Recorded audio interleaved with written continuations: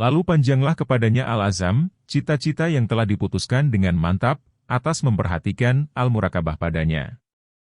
Bahkan adalah dia putra waktunya. Seakan-akan itu pada akhir nafasnya. Maka mudah-mudahan itu akhir nafasnya dan ia tidak tahu.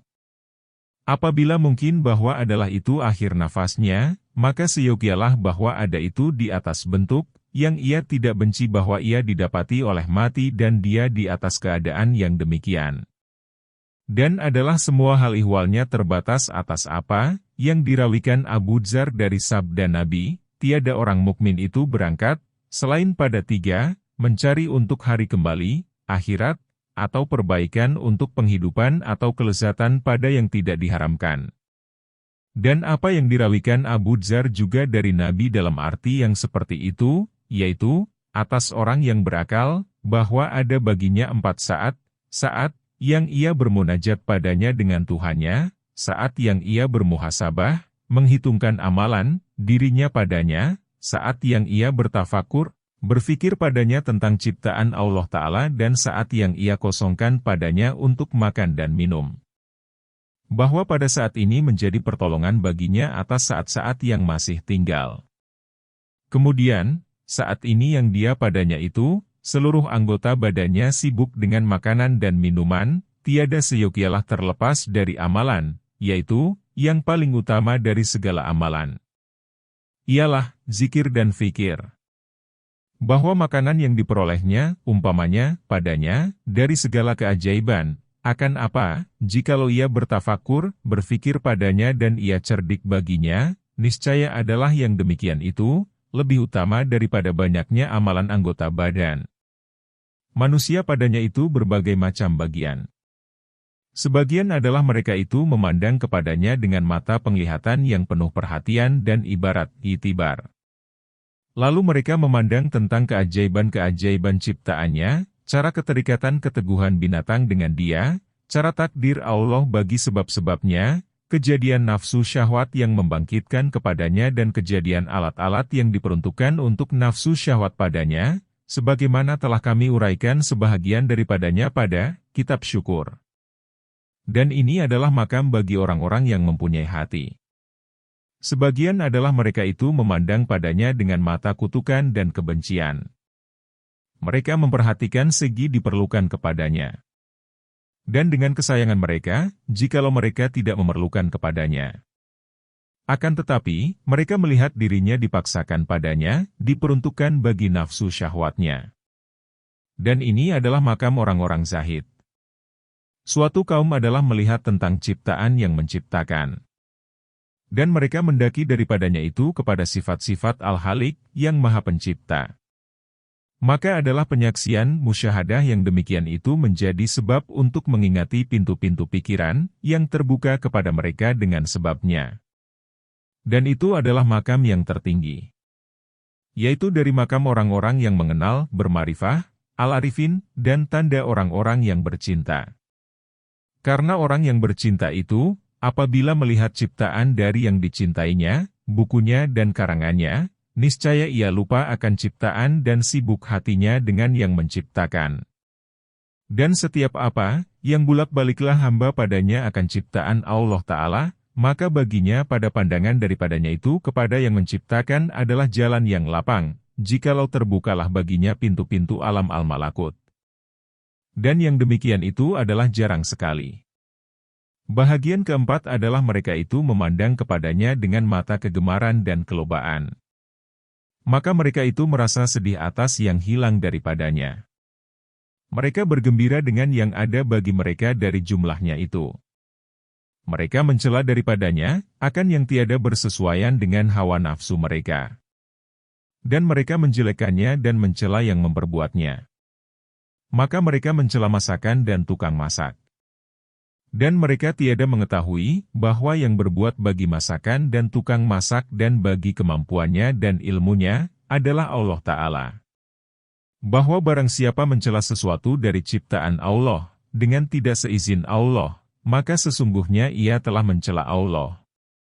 Dan karena demikianlah Nabi bersabda, janganlah kamu memaki masa. Sesungguhnya Allah itu yang menciptakan masa.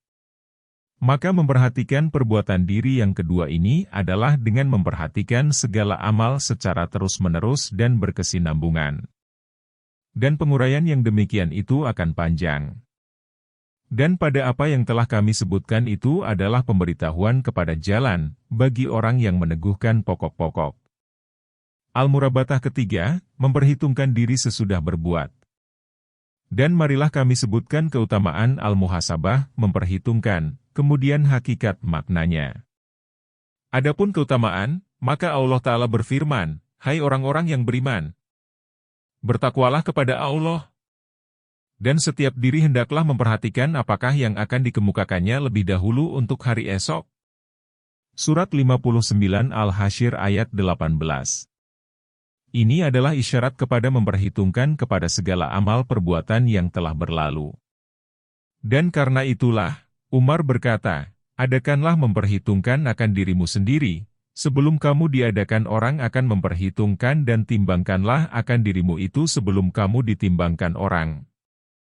Tersebut pada hadis, bahwa telah datang seorang laki-laki kepada Nabi seraya berkata, "Wahai Rasulullah, berikanlah aku nasihat." Maka Nabi bersabda, "Adakah engkau itu orang yang menerima nasihat?" Laki-laki itu menjawab, "Ya." Maka Rasulullah bersabda, "Apabila engkau bercita-cita dengan sesuatu maka berfikirlah dengan penuh pemahaman akan akibatnya. Jikalau betul, maka teruskan. Dan jikalau salah, maka cegahkanlah dirimu daripadanya." Tersebut pada hadis bahwa seyogialah bagi orang yang berakal mempunyai 4 saat. Satu saat, ia memperhitungkan padanya akan dirinya. Allah Ta'ala berfirman, "Bertaubatlah kamu sekalian kepada Allah, hai orang-orang yang beriman, mudah-mudahan kamu memperoleh kemenangan." Surat 24 An-Nur ayat 31. Taubat itu adalah pandangan pada perbuatan, sesudah selesai daripadanya, dengan penyesalan atas perbuatan itu. Nabi bersabda, "Sesungguhnya aku meminta ampun pada Allah Ta'ala dan bertaubat kepadanya dalam sehari 100 kali. Allah Ta'ala berfirman, "Sesungguhnya orang-orang yang bertakwa, apabila mereka ditipu setan yang datang berkunjung, niscaya mereka ingat kembali dan ketika itu mereka menjadi orang-orang yang mempunyai pemandangan." Surat 7 Al-Ra'af ayat 201. Diriwayatkan dari Umar, bahwa beliau memukul 2 tapak kakinya dengan cemeti, apabila malam telah gelap dan bertanya kepada dirinya, "Apakah yang engkau kerjakan pada hari ini?" Diriwayatkan dari Maimun bin Mahran, bahwa ia berkata, "Tiadalah hamba itu termasuk orang yang bertakwa, sehingga ia memperhitungkan akan dirinya lebih banyak dari dimuhasabahkan diperhitungkan oleh kongsinya. Dan 2 orang yang berkongsi itu memperhitung-hitungkan sesudah bekerja." Diriwayatkan dari Aisyah, bahwa Abu Bakar berkata kepadanya, ketika akan wafat, "Tiada seorang pun dari manusia, yang lebih aku cintai dari Umar." Kemudian, Abu Bakar bertanya kepada Aisyah, "Bagaimana engkau katakan?" Lalu, Aisyah mengulangi kepada Abu Bakar apa yang dikatakannya. Maka Abu Bakar berkata, "Tiada seorang pun dari manusia, yang lebih mulia padaku dari Umar." Maka lihatlah, bagaimana Abu Bakar memandang sesudah selesai dari suatu kalimat, lalu dipikirkannya dengan mendalam dan digantikannya dengan kalimat yang lain. Berita tentang Abi Talhah, ketika ia dilalaikan oleh seekor burung dalam sholatnya, maka ia memikirkan yang demikian itu dengan mendalam. Maka dijadikannya kebunnya sedekah karena Allah Ta'ala, lantaran menyesal dan mengharap untuk gantian dari yang hilang baginya. Pada berita Ibnu Salam, bahwa ia membawa seberkas kayu api, lalu orang mengatakan kepadanya, "Hai Abu Yusuf, sesungguhnya adalah pada anak-anakmu dan pembantu-pembantumu, yang memadai bagi engkau akan ini." Ibnu Salam lalu menjawab, "Aku menghendaki bahwa aku mencoba akan diriku, adakah ia tidak menyukakannya?" Al-Hasan Al-Basyari berkata, orang mukmin itu pemimpin atas dirinya, yang ia memperhitungkannya karena Allah. Sesungguhnya ringanlah hitungan amal, al-hisab, atas suatu kaum, yang mengadakan perhitungan atas dirinya di dunia. Dan sesungguhnya sukarlah al-hisab pada hari kiamat atas suatu kaum, yang mengambil akan persoalan ini, tanpa al-muhasabah memperhitungkan. Kemudian, Al-Hasan Al-Basyari menafsirkan memperhitungkan, seraya berkata, bahwa orang mukmin itu dibergegas-gegaskan oleh sesuatu yang menakjubkannya. Lalu beliau berkata, demi Allah, sesungguhnya engkau menakjubkan aku dan engkau itu dari hajat keperluanku. Akan tetapi, alangkah jauhnya, didindingi di antara aku dan engkau. Ini adalah al-hisab sebelum berbuat. Kemudian Al-Hasan Al-Basyari berkata, dan sia-sialah daripadanya akan sesuatu, lalu ia kembali kepada dirinya, seraya bertanya, apakah yang engkau kehendaki dengan ini? Demi Allah, tiada akan diterima halanganku dengan ini. Demi Allah, aku tiada akan kembali untuk ini selama-lamanya insya Allah. Anas bin Malik berkata, aku mendengar Umar bin Al-Khattab pada suatu hari dan ia sudah keluar untuk keperluannya dan aku keluar bersama dia, lalu ia masuk ke suatu kebun, di mana ia berkata, di antara aku dan dia ada dinding dan dia di dalam kebun. Umar bin Al-Khattab itu Amirul Mukminin. Bagus sekali. Demi Allah, sesungguhnya engkau bertakwa kepada Allah atau ia mengazabkan engkau. Al-Hasan Al-Basyari berkata tentang firman Allah Ta'ala, dan aku bersumpah dengan jiwa yang amat mencela kejahatan. Surat 75 Al-Qiyamah ayat 2, dengan mengatakan, tiada ditemui oleh orang mukmin, selain ia mencerca dirinya, dengan kata-kata, apakah yang aku kehendaki dengan perkataanku? Apakah yang aku kehendaki dengan makanku? Apakah yang aku kehendaki dengan minumku? Dan orang zalim itu melalukan tapak kakinya, dengan tidak mencercakan dirinya.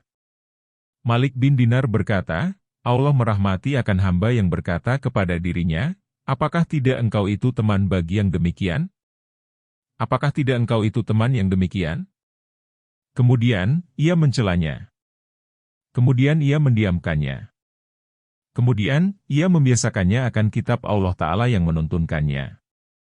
Ini termasuk dari mencela diri, sebagaimana yang akan datang penjelasannya pada tempatnya. Maimun bin Mahran berkata, orang yang takwa itu lebih kuat memperhitungkan bagi dirinya dari penguasa yang zalim dan dari kongsi yang kikir. Ibrahim At-Taimi berkata, aku umpamakan diriku dalam sorga, yang aku makan dari buah-buahannya, aku minum dari sungai-sungainya dan aku berpelukan dengan anak-anak darahnya. Kemudian, aku umpamakan diriku dalam neraka, yang aku makan dari buah kayu zakumnya, aku minum dari nanah yang bercampur darahnya dan aku mengalami dengan rantai dan belenggunya. Maka aku bertanya kepada diriku, hai diri, apakah yang engkau kehendaki? Maka diri itu menjawab, aku kehendaki bahwa aku dikembalikan ke dunia, lalu aku mengerjakan amal solih. Aku berkata, maka engkau itu dalam cita-cita, maka berbuatlah. Malik bin Dinar berkata, aku mendengar Al-Hajjaj berpidato dan ia mengatakan, Allah merahmati akan manusia yang mengadakan memperhitungkan kepada dirinya, sebelum jadilah al-hisab, perhitungan amalnya, itu kepada orang lain. Allah merahmati akan manusia yang mengambil dengan tali kekang amalnya. Lalu ia memandang akan apa yang dikehendakinya. Allah merahmati akan manusia, yang memandang pada sukatannya. Dan Allah merahmati manusia yang memandang pada timbangannya. Maka terus-meneruslah ia mengatakan, sehingga ia membawa aku menangis. Diceritakan oleh teman Al-Ahnaf bin Qais, dengan mengatakan, adalah aku menemaninya. Umumnya solatnya di malam hari itu doa. Dan ia datang kepada lampu. Lalu diletakkannya anak jarinya pada lampu itu, sehingga ia merasa dengan api. Kemudian, ia berkata kepada dirinya, hai Hunaif, apakah yang membawa engkau kepada apa yang engkau berbuat pada hari itu?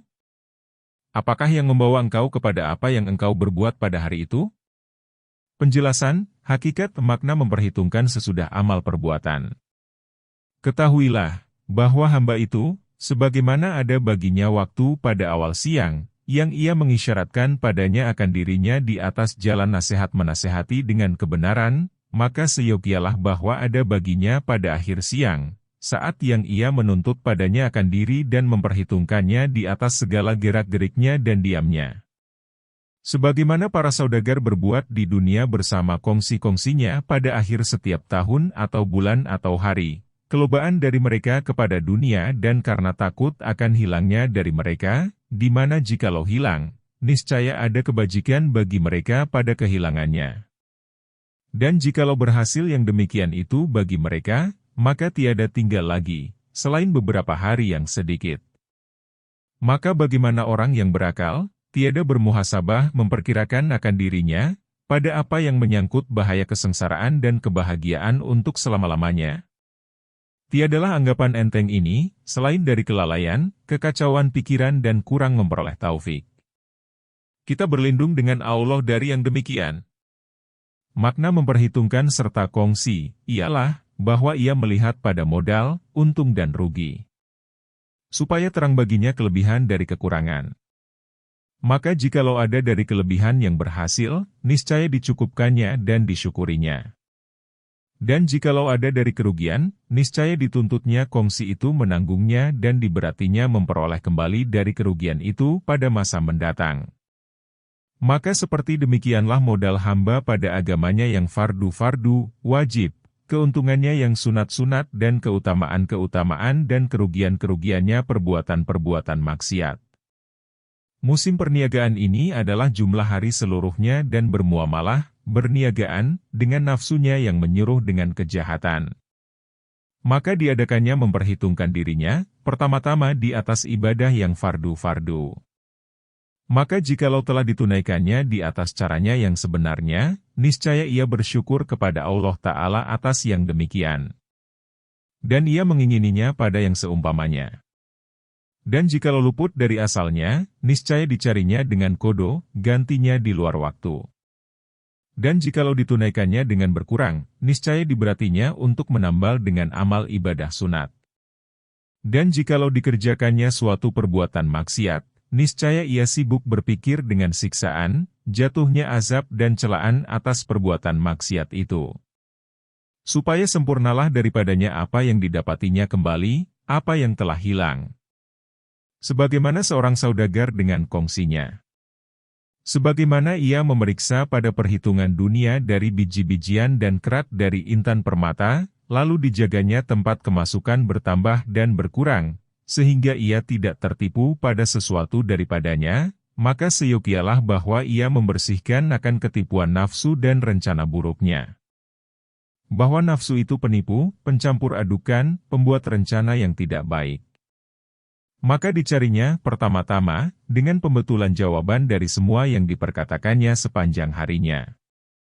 Dan hendaklah ditanggungnya dengan dirinya dari al-hisab, akan apa yang akan diurus oleh orang lain, pada dataran tinggi kiamat. Dan begitulah dari pandangannya, bahkan dari segala gurisannya dan pikirannya, berdirinya dan duduknya, makannya, minumnya dan tidurnya. Sehingga dari diamnya, bahwa mengapa ia diam. Dan dari tenangnya, mengapa dia tenang? Apabila ia telah mengetahui jumlah yang wajib atas diri dan telah sah padanya kadar penunaian yang wajib padanya, niscaya adalah kadar yang demikian itu diperhitungkan baginya. Maka lahirlah baginya yang menjadi sisa atas dirinya. Maka hendaklah ditetapkannya yang demikian itu atas dirinya dan hendaklah dituliskannya atas halaman lembaran hatinya. Sebagaimana dituliskan yang sisa, yang atas kongsinya, atas hatinya dan pada harian perhitungannya. Kemudian, diri itu berhutang, yang mungkin dilunasi daripadanya segala hutang. Adapun setengahnya dengan uang pembayaran dan jaminan. Setengahnya dengan dikembalikan benda itu sendiri. Dan setengahnya dengan siksaan baginya di atas yang demikian. Dan tidak mungkin sesuatu dari yang demikian itu, selain sesudah pentahkikan al-hisab dan membedakan yang sisa dari hak yang wajib atasnya. Apabila telah berhasil yang demikian, niscaya ia menyibukkan diri sesudahnya itu dengan penuntutan dan penyempurnaan. Kemudian, seyogialah bahwa diri itu mengadakan memperhitungkan atas semua umur, hari demi hari, jam demi jam, pada semua anggota badan, yang zahir dan yang batin, sebagaimana dinukilkan dari Taubah bin Asyamah. Ia berada di negeri Ar-Rakkah. Ia bermuhasabah memperhitungkan bagi dirinya. Pada suatu hari ia menghitung. Maka tiba-tiba dia itu sudah berumur 60 tahun. Lalu dihitungnya hari-harinya. Maka tiba-tiba adalah 21.500 hari. Lalu ia memekik dan berkata, "Wahai celaka bagiku! Aku bertemu dengan malaikat, dengan 21.000 dosa. Maka bagaimana dan pada setiap hari itu 10.000 dosa?" Kemudian, ia jatuh tersungkur dalam keadaan pingsan. Tiba-tiba, dia itu sudah wafat. Lalu mereka itu mendengar orang yang berkata, dengan mengatakan, "Wahai kiranya, engkau lari ke Firdaus yang tertinggi." Maka begitulah, seyogianya bahwa dia memperhitungkan akan dirinya di atas nafas-nafas yang dihembuskannya dan di atas kemaksiatannya dengan hati dan anggota badan pada setiap saat. Dan jikalau hamba itu melempar dengan setiap kemaksiatan akan sebutir batu dalam rumahnya, niscaya penuhlah rumahnya dalam masa yang sedikit, yang dekat, dari umurnya. Akan tetapi, hamba itu menganggap enteng pada menjaga perbuatan-perbuatan maksiat. Dan 2 malaikat menjaga atasnya yang demikian, yang dihinggakan oleh Allah dan mereka melupakannya. Al-Murabatah keempat, tentang penyiksaan diri atas keteledorannya. Manakala hamba itu mengadakan memperhitungkan akan dirinya, maka diri itu tidak selamat dari mengerjakan maksiat dan berbuat keteledoran pada hak Allah Ta'ala. Maka tiada seyogialah bahwa disia-siakannya. Bahwa, jikalau disia-siakannya, niscaya mudahlah atasnya mengerjakan perbuatan-perbuatan maksiat. Dan melupakan dengan yang demikian akan dirinya. Dan sukarlah kepadanya berpisah daripadanya. Dan adalah yang demikian itu sebab kebinasaannya. Akan tetapi, seyogialah bahwa ia menyiksakan diri itu. Apabila ia memakan sesuap harta syubhat, diragukan, dengan keinginan nafsu, niscaya seyogialah bahwa disiksakannya perut dengan lapar. Dan apabila ia memandang kepada bukan mahramnya, niscaya seyogialah bahwa disiksakannya mata dengan mencegah memandang. Dan begitu juga, disiksakannya setiap anggota dari anggota-anggota badannya, dengan mencegahkannya dari keinginan-keinginannya. Begitulah adanya adat kebiasaan orang-orang yang menempuh jalan akhirat. Dirawikan dari Mansur bin Ibrahim, bahwa seorang laki-laki dari orang-orang yang banyak beribadah, berbicara dengan seorang wanita. Lalu teruslah yang demikian, sehingga ia meletakkan tangannya atas paha wanita itu. Kemudian, ia menyesal, lalu ia meletakkan tangannya atas api, sehingga tangannya itu kering.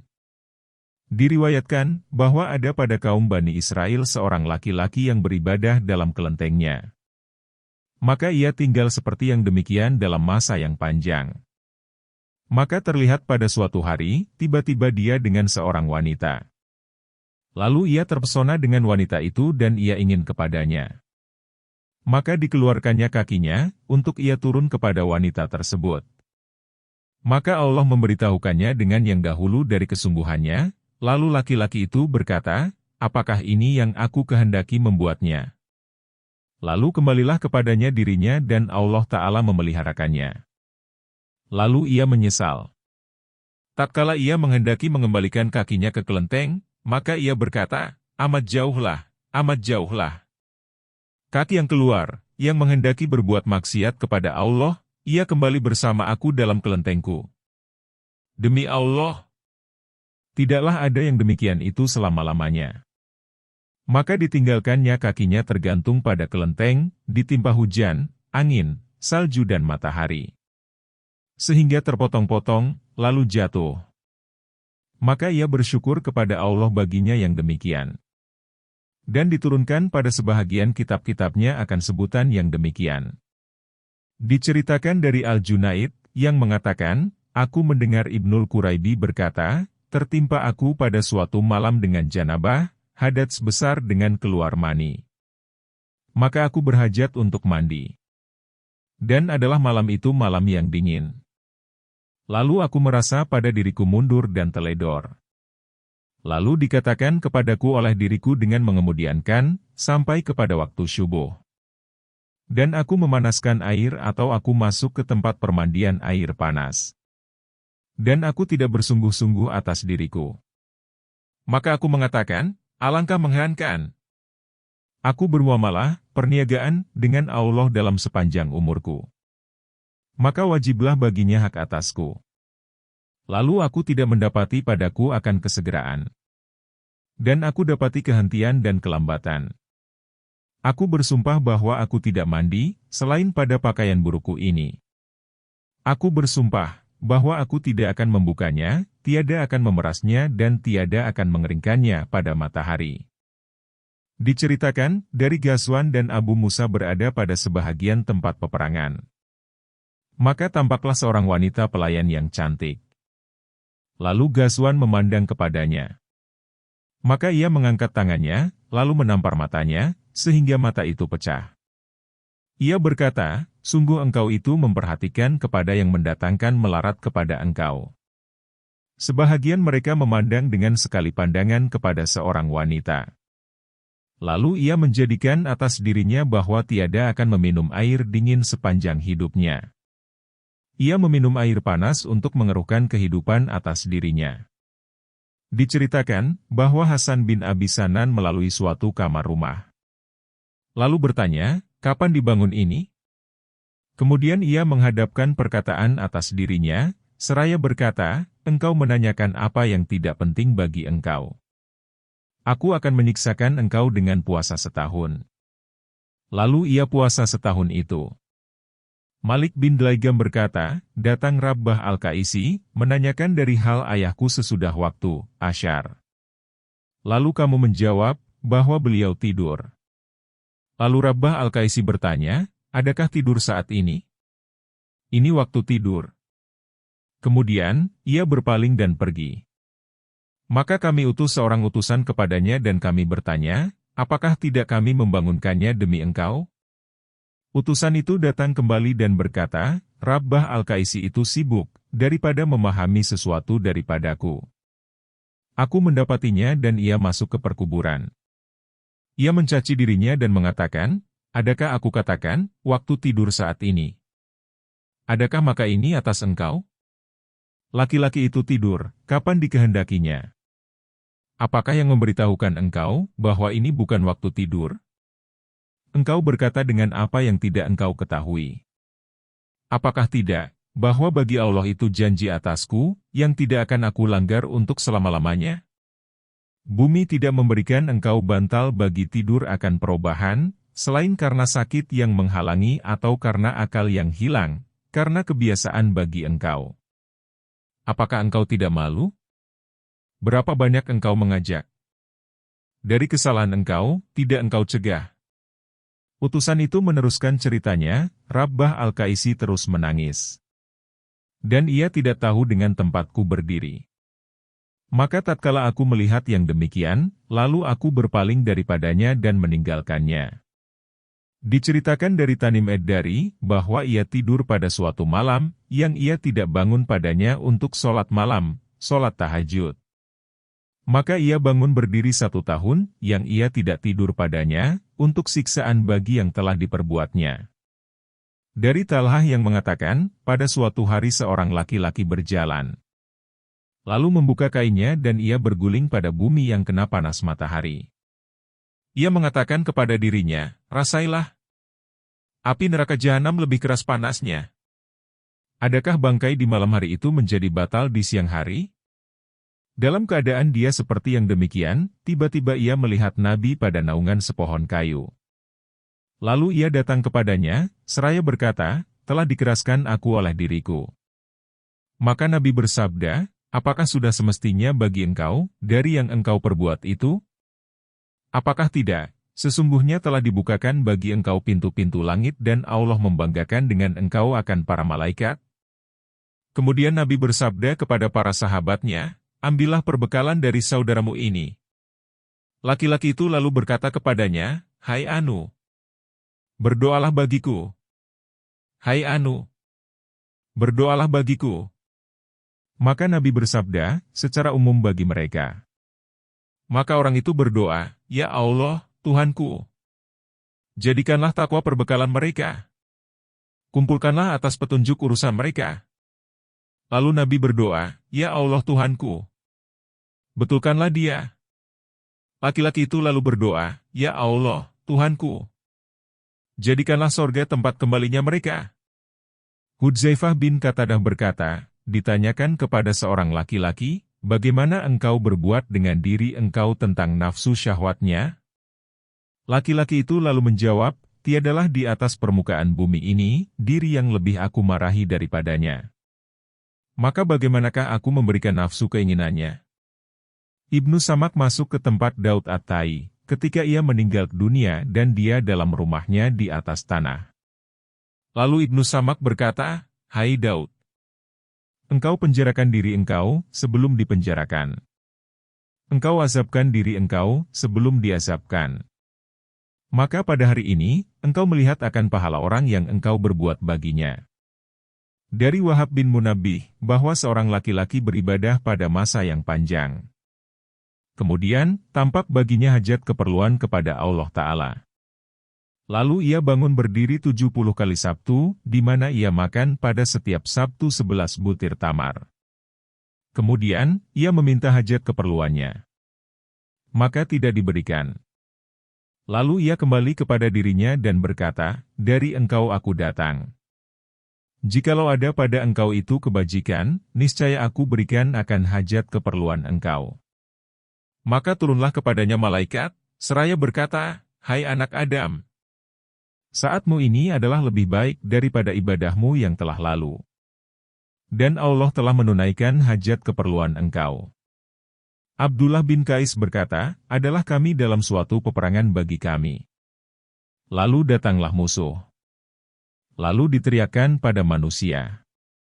Maka bangun berdirilah mereka ke barisan perang pada hari yang sangat deras angin.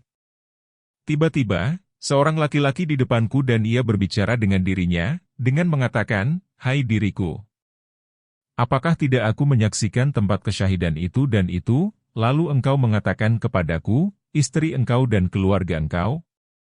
Lalu aku taati engkau dan aku kembali? Apakah tidak aku menyaksikan tempat kesyahidan itu dan itu? Lalu engkau mengatakan kepadaku istri engkau dan keluarga engkau? Lalu aku taati engkau dan aku kembali? Demi Allah, sesungguhnya aku datangkan engkau pada hari ini kepada Allah, mengambil engkau atau meninggalkan engkau. Lalu engkau mengatakan, sesungguhnya aku memperhatikan dia pada hari ini. Lalu engkau memperhatikannya. Lalu laki-laki itu membawa manusia kepada musuh mereka. Dan adalah dia dalam golongan yang pertama dari mereka. Kemudian, musuh itu dibawa kepada manusia banyak. Maka menampaklah mereka. Maka laki-laki itu ada di tempatnya, sehingga manusia itu menampak beberapa kali. Dan laki-laki itu tetap berperang. Maka demi Allah, senantiasalah yang demikian itu kebiasaannya. Sehingga aku melihatnya terpelanting ke tanah. Lalu aku hitung padanya dan pada kendaraannya 60 atau lebih banyak dari 60 tusukan senjata tajam. Telah kami sebutkan berita Abi Talhah, tatkala hatinya terganggu dalam sholat dengan seekor burung dalam kebunnya. Lalu ia sedekahkan kebunnya sebagai kafarat bagi yang demikian. Bahwa Umar memukul 2 tapak kakinya dengan cemeti pada setiap malam dan mengatakan, "Apakah yang telah engkau kerjakan hari ini?" Dari Mujammah bin Syamgan At-Taimi, bahwa ia mengangkatkan kepalanya ke loteng. Lalu jatuh penglihatannya kepada seorang wanita. Maka ia jadikan atas dirinya, bahwa ia tidak akan mengangkatkan kepalanya ke langit selama ia di dunia. Adalah Al-Ahnaf bin Qais, tidak berpisah dengan lampu di malam hari. Ia meletakkan anak jarinya atas lampu itu dan ia berkata kepada dirinya, "Apakah yang membawa engkau kepada berbuat hari itu?" Wahib bin Al-Ward menantang sesuatu atas dirinya.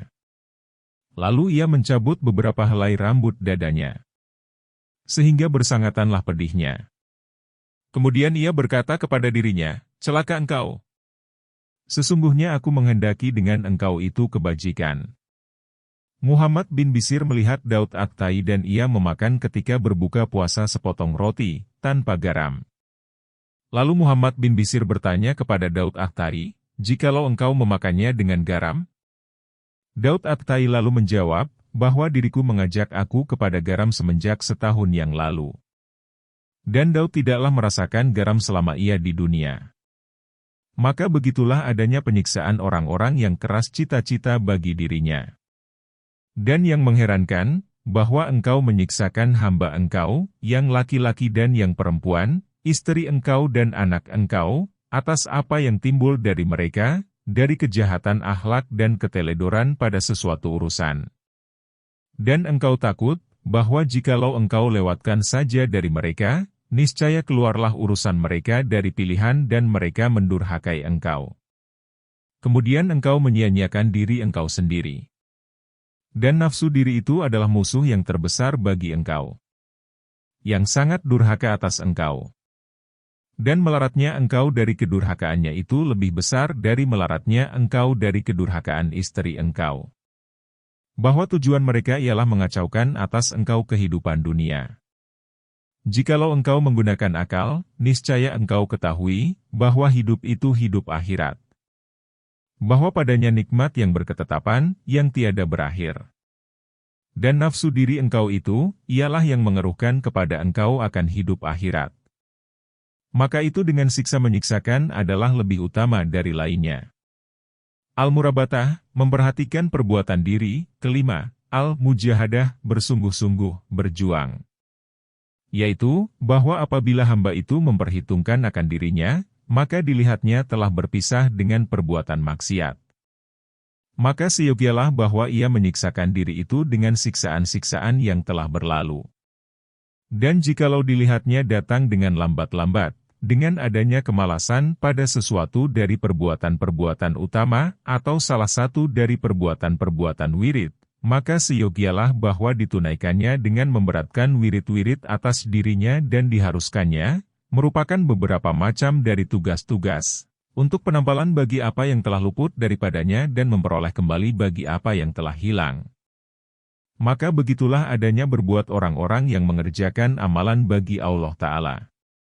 Umar bin Al-Khattab menyiksakan dirinya, ketika luput baginya sholat asyar dalam berjamaah, dengan menyedekahkan tanah yang menjadi kepunyaannya, yang harganya 200.000 dirham. Adalah Ibnu Umar apabila luput baginya suatu sholat dalam berjamaah, niscaya ia hidupkan, dengan beribadah, malam itu. Dan diriwayatkan, bahwa ia mengemudiankan malam bagi sholat maghrib, sehingga terbitlah 2 bintang, maka Ibnu Umar memerdekakan 2 orang budak. Luput 2 rakaat fajar bagi Ibnu Abi Rabi'ah, lalu ia memerdekakan seorang budak. Dan sebahagian mereka menjadikan atas dirinya puasa setahun atau mengerjakan haji dengan berjalan kaki atau bersedekah dengan semua hartanya. Semua yang demikian itu adalah murabatah, memperhatikan perbuatan diri, bagi diri dan penyiksaan baginya, dengan yang melepaskannya dari kebinasaan abadi. Kalau Anda bertanya, jikalau adalah diriku tidak mematuhi aku kepada mujahadah, bersungguh-sungguh, berjuang, dan muadhabah, rajin, kepada wirid-wirid, maka apakah jalan mengobatinya? Aku menjawab, jalan Anda pada yang demikian itu, ialah bahwa Anda perdengarkan kepada diri Anda, akan apa yang datang dari Nabi pada hadis-hadis dari kelebihan orang-orang yang bersungguh-sungguh, al-mujtahidin. Dan sebahagian dari sebab-sebab pengobatan yang lebih bermanfaat, ialah, bahwa Anda mencari teman dengan seseorang dari hamba Allah, yang bersungguh-sungguh pada beribadah. Maka Anda perhatikan segala perkataannya dan Anda ikuti dia. Adalah sebahagian mereka mengatakan, adalah aku, apabila menimpa atas diriku oleh kekosongan pada ibadah, niscaya aku memandang kepada hal keadaan Muhammad bin Wasi, dan kepada kesungguhannya. Maka aku berbuat atas yang demikian selama seminggu. Hanya, bahwa pengobatan ini sungguh sukar sekarang. Karena telah tidak ada pada zaman ini, orang yang bersungguh-sungguh pada beribadah, sebagaimana kesungguhan orang-orang dahulu. Maka seyogialah bahwa dialihkan dari penyaksian kepada mendengar. Maka tiada suatu pun yang lebih bermanfaat, daripada mendengar hal keadaan mereka, membaca berita-berita mengenai mereka dan apa yang ada pada mereka, dari kesungguhan yang sangat menyungguhkan. Dan telah berlalu kepayahan mereka dan tinggallah pahala dan kenikmatan mereka yang abadi, yang tiada akan putus-putus. Alangkah besarnya kepunyaan mereka. Alangkah sangatnya penyesalan orang yang tiada mengikuti mereka. Ia menyenangkan dirinya pada hari-hari yang sedikit dengan nafsu syahwat yang keruh. Kemudian, ia didatangi oleh mati dan didindingkan di antara dia dan setiap apa yang dirinduinya untuk selama-lamanya. Kita berlindung dengan Allah Ta'ala dari yang demikian.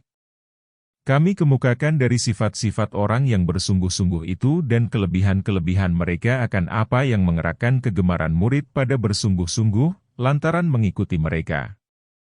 Maka Rasulullah bersabda, dianugerahkan rahmat oleh Allah akan beberapa kaum yang diperkirakan oleh manusia, bahwa mereka itu sakit. Dan sebenarnya mereka itu tidak sakit.